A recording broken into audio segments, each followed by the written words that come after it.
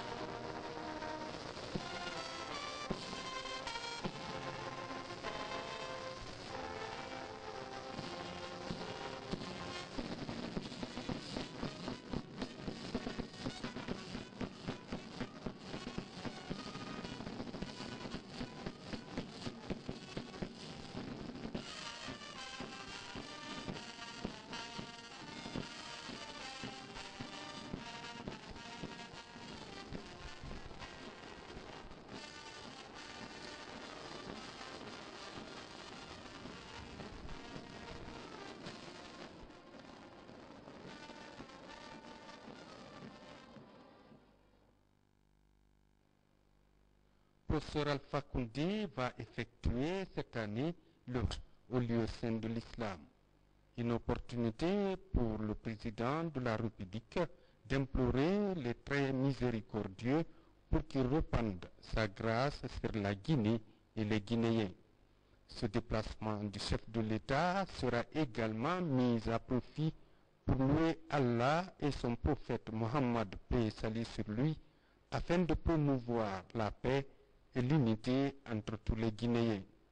Cinquième pilier de l'islam, le pèlerinage à la Mecque est une occasion pour le musulman de renforcer la foi religieuse et de consolider la croyance. À la Mecque, le président de la République, professeur Alpha Condé, aux côtés de ses co-religionnaires, va prier pour la cohésion nationale.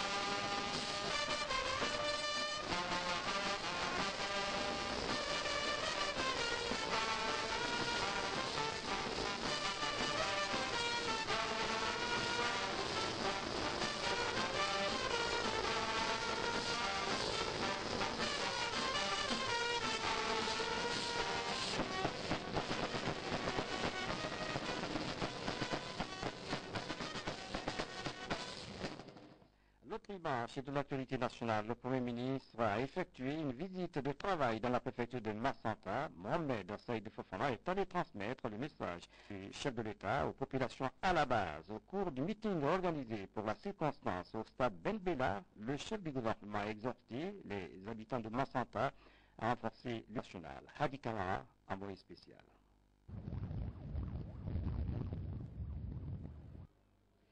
Massanta, avec son paysage féerique blotti dans une cuvette impressionnante, est massivement sorti samedi pour accueillir le Premier ministre Mohamed Saïd Fofana, messager du chef de l'État, professeur Alpha Condé. Mobilisation qui traduit le désir irrésistible de la population de Massanta à accompagner le gouvernement dans son programme de changement qui fera en sorte que le pays devienne un modèle de gouvernance efficace, contribuant ainsi à garantir la paix, la stabilité, la sécurité et l'intégrité. C'est ici, au stade préfectoral Ahmed Ben Bala, que les jeunes, les femmes, les militants et sympathisants du RPG Arc-en-Ciel, la confrérie des chasseurs, les groupements féminins évoluant dans l'agriculture, la saponification et l'artisanat, sans oublier les artistes, tous ont pris d'assaut les lieux pour manifester leur soutien au projet de société du professeur Alpha Condé.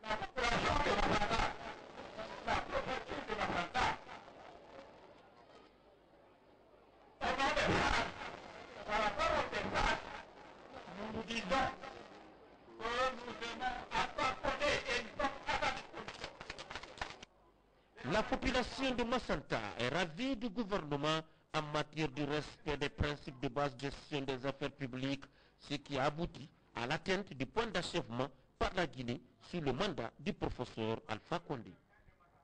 Avec la politique agricole du chef de l'État, la mesure du riz net se vend aujourd'hui à 1000, 3500, voire même 3 francs, selon les zones de notre préfecture, contre 7500 ou 8000 l'année dernière. C'est un progrès. C'est pourquoi, par mon voix, les citoyennes et les citoyens de notre cité historique vous l'assurent que voici connu à Matata sans hésitation ni ambiguïté, car nous savons elle mènera nos populations à la paix, à la quiétude, à l'autosuffisance alimentaire et au développement harmonieux de notre cité. C'est pourquoi nous vous proposons fermement aux prochaines consultations électorales, Matata votera massivement pour les RPG Arc-en-Ciel, à porter à la Guinée une assemblée forte et capable d'aider le chef de l'État et le gouvernement à rattraper le retard consommé depuis plus de 50 ans. Il est indispensable de bâtir une éthique du bien commun, de donner le bon exemple aux enfants. Il faut que chaque citoyen impose les mêmes exigences de vertu à ses gouvernants qu'à soi-même. C'est un sentiment exprimé par le Premier ministre avant d'exhorter les uns et les autres à promouvoir l'unité nationale dans la région forestière. Cette fête va être une fête pour toute la forêt. Des dizaines de milliards de francs vont être investis pour créer des écoles, des centres de santé, des hôpitaux, des hôtels, pour que l'on vienne faire la fête. Mais ce n'est pas seulement la fête, c'est pour promouvoir et mettre les bases du développement réel de ces gens. Donc, il m'a chargé de vous transmettre le message d'espoir et d'espérance. Mais il m'a dit de vous dire aussi que tout cela n'est possible qu'à une seule condition. Qu'il y ait la paix, l'entente, l'unité entre les Guinéens.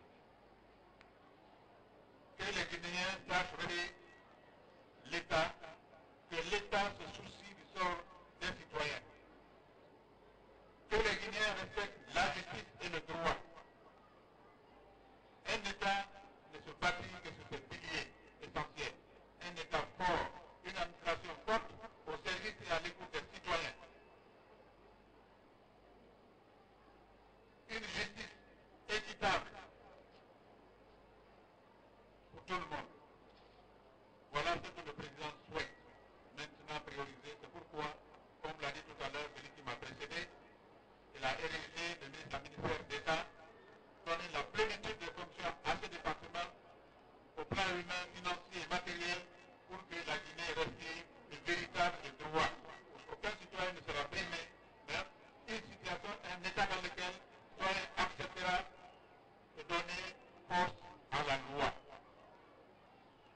Je m'a donc demandé de vous dire que personne n'a le droit de se faire riche. Population de bas, vous êtes mes frères. Nous seuls, nous ne pouvons pas développer ce pays. Nous en sommes incapables. Aucun pays ne peut s'autosuffire. Pourquoi nous nous tuons entre nous? Pourquoi nous vivons? Nous allons à l'église tous les jours, nous prions, nous allons dans l'église, nous chantons les louanges de Dieu, nous demandons la bénédiction de Dieu, mais nous ne nous aimons pas, non. Dieu a créé l'homme et il l'a respecté. Il l'a mis au-dessus de tous les êtres vivants. Il n'a jamais pardonné qu'on enlève la vie impunément à un être humain. C'est pourquoi nos frères musulmans le savent. La vie d'un homme, son honneur est aimé. Si nous ne voulons pas encourir la colère, quelle que soit la volonté du président, respectons-nous, respectons les citoyens. C'est la prestation de l'orchestre Palm Jazz et le groupe traditionnel de Macenta qui est cette cérémonie organisée ici, Ahmed Ben Bala de Macenta, dans l'Alégrie. Ici à Conakry, le CNT projette d'organiser un atelier national pour la mise en place d'un pacte de convergence et de stabilité sociale. L'institution multiplie des réunions dans ce sens pour élaborer des termes de référence et identifier les personnes ressources. Les précisions dans ce reportage de François Lama. Le Conseil national de la transition explique que la mise en place d'un pacte de convergence et de stabilité sociale en Guinée par le souci de renforcer les acquis de toutes les initiatives de paix depuis des années par des associations, groupements, ONG, partenaires au développement et des institutions républicaines. Ce pacte de convergence et de stabilité en préparation tiendra compte justement de toutes ces initiatives et servira de bréviaire dans la résolution des conflits sociaux de toute nature en Guinée. L'initiative du CNT en collaboration avec le CES et le CNC est appuyée par le BIT, l'UIF, l'OIT et le PNUD à travers le renforcement des capacités des membres du CNT locaux d'ONG en technique de dialogue social, de gestion et de prévention des conflits. S'ajoutent des approches de réconciliation nationale. Dans les préparatifs de l'atelier national en perspective, le CNT entend mettre l'accent sur l'apport et le point de vue de chaque entité, gouvernement, ONG, institutions républicaines, coordination régionale et associations. Des pactes écrits et non écrits existants entre nos communautés sont même mis en contribution. Pour rester dans le délai du rendez-vous national prévu en novembre, un expert du BIT est accranché pour aider le CNT dans l'élaboration d'un TDR, histoire d'éviter tout dérapage dans le déroulement des activités financées par le PNUD à travers le PBF. Une fois cet instrument pourrait et adopté comme résolution au CNT, la Guinée pourrait devenir un tout premier pays de région à se doter d'un pacte de convergence et de stabilité sociale au service de son. Dans l'actualité encore, la première dame de la République a visité vendredi le bateau Merci Ships au port autonome de Conakry. Madame Kandé a été chaleureusement accueillie par l'équipage et les patients admis à bord de ce bateau hôpital.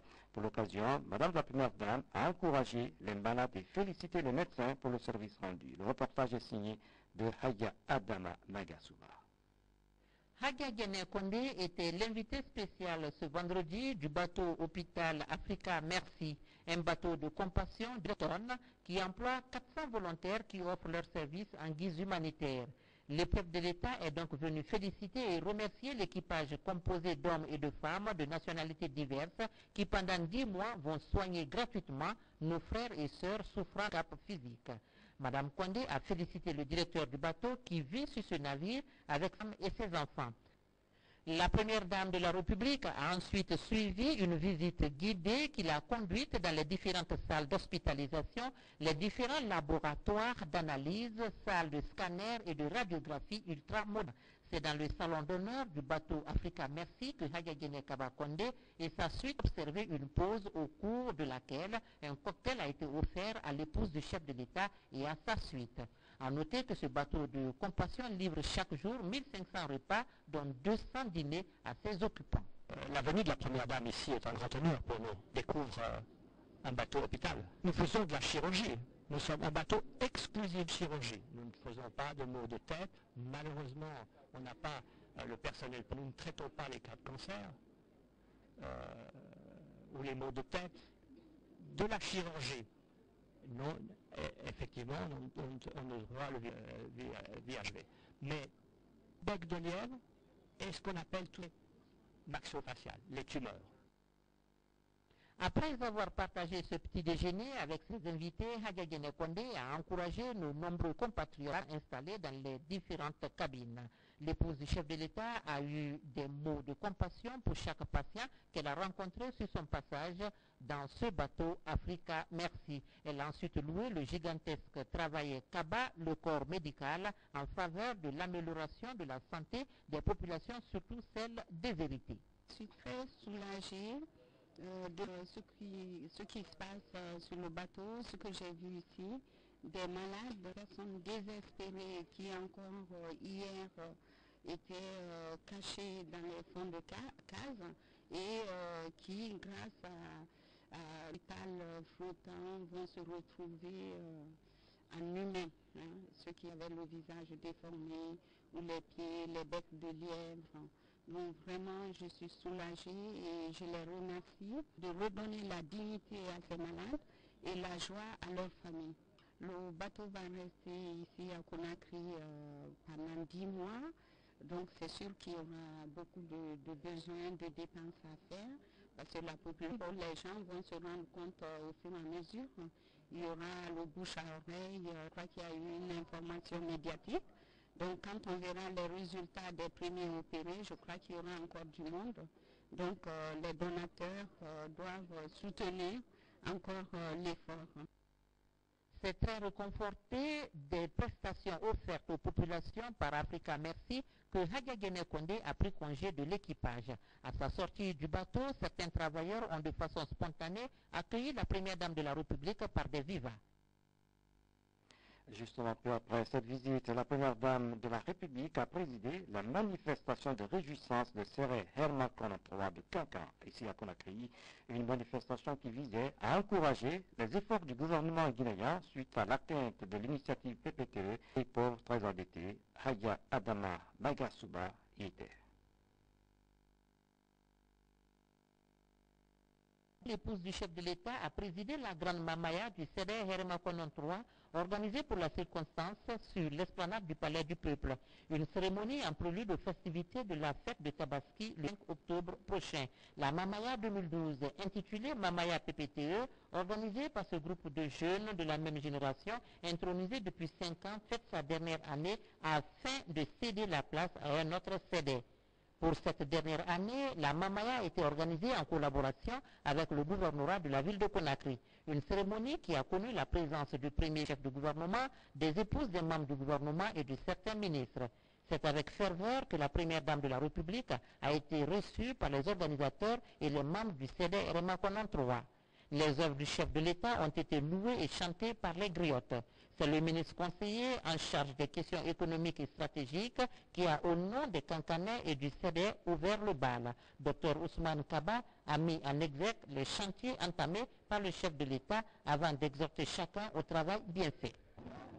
Monsieur le Premier ministre, aujourd'hui, nous faisons le point d'achèvement de l'initiative du PPTE grâce à l'initiative des jeunes de Kankan et de la Guinée, et particulièrement du Séré Herman Konan III. Et je dis que cette affaire du point d'achèvement PPTE a une triple signification. La première signification, c'est que la Guinée est devenue un pays fréquentable de nouveau. Cela marque le succès du renouveau de la politique économique de votre gouvernement et le leadership du professeur Alpha Condé. Deuxièmement, l'initiative PPTE donne un plus grand espace budgétaire, puisque cela dégage des ressources qui vont nous permettre de financer des biens et des programmes de l'avenir. Je veux dire les écoles, les routes, les hôpitaux et nos paysans qui vont pouvoir être aidés par le gouvernement guinéen. Autrement dit, nous avons beaucoup